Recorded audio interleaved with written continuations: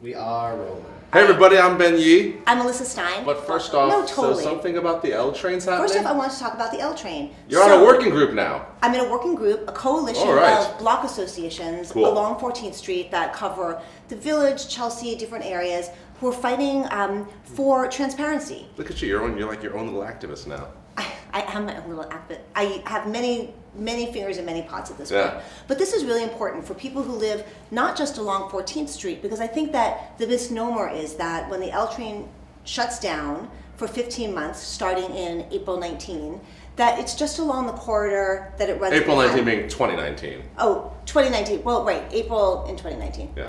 I think that a lot of people think because it runs along 14th Street, that's who's affected. Right. And so if you don't live somewhere on that 14th Street area, not a big deal. That's not true.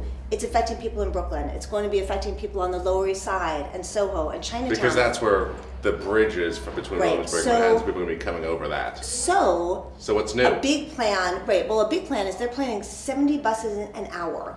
That's more than a bus a minute going from Brooklyn across the Manhattan Bridge, funneling Williamsburg through... or Manhattan Bridge? Manhattan.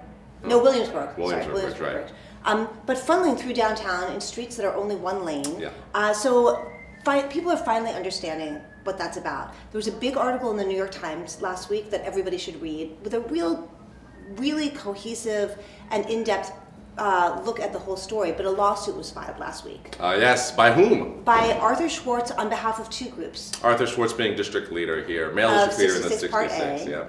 Yeah. So he filed on behalf of both the 14th Street Coalition, which I'm now a part of, and also disabled New Yorkers. For two reasons. The reason he filed was that no environmental impact study was done. And this is required on a city, state, and national level. Nothing. They did nothing. Interesting. Their point of view is that it's a temporary project, we don't have to do that. Apparently that's against the law, according to Arthur Schwartz.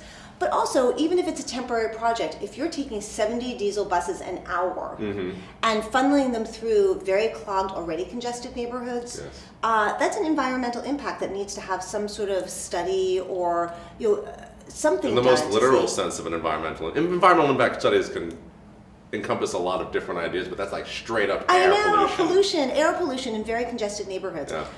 And then there's another whole part about the disabled New Yorkers who are saying that for this $1 billion project, there is no taking into account the fact that there are no elevators in several L train stations along 14th Street. So Union Square doesn't have one, 3rd Avenue doesn't have one, and nowhere in this plan is there any plan on updating this. So are they seeking an injunction on the shutdown of the L line? Yes.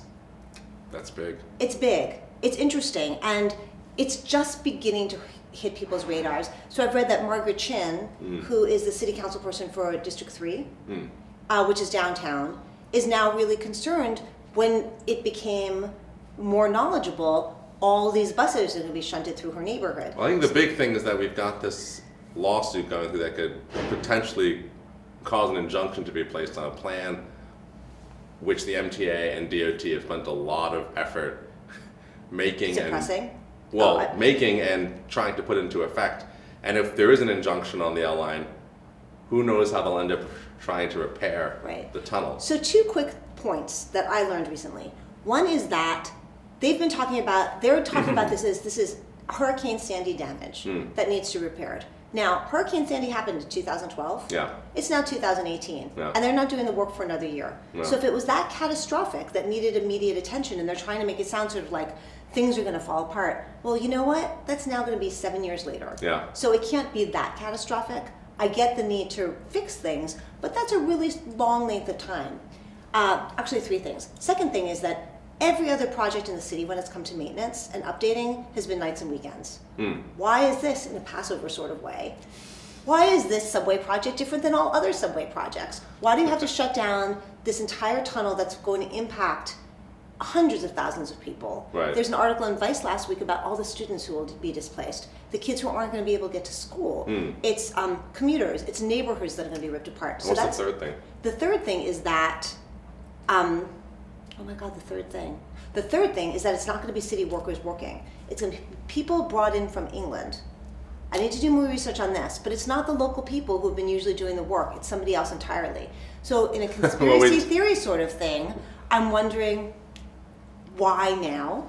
Who are these people? And why do they really need to do this and shut down an entire means of transportation for hundreds of thousands of people when there are other ways of doing it, because there are other ways have been done before? But we did have that whole segment a couple of months ago on how the MTA's current practices of employing people lead to cost overruns. Well, shipping them in from England? Well, that's why I gotta shut the whole thing down at once. They can't be shipping them in for nights and weekends. Yeah, but shipping them in for 15 months, it's not like it's a 2-week project. So anyway, lots to stay aware of. There's going to be a website up and running because I'm making it. Oh, wow. It's going to be 14thstreetcoalition.org. We'll share more information about that. And that's going to be a really great go-to place for articles about it, for flyers that you can share, petitions you can sign. So head to the website for more information, and we'll come back to this topic in the future. Couple weeks because I have to build it, and we'll have people come in and talk about it because this is a really big deal. And only now, I think, are people understanding the tremendous impact it's going to have on many neighborhoods in the city. Yeah. So, on that note, Thanks. see you later. Laters.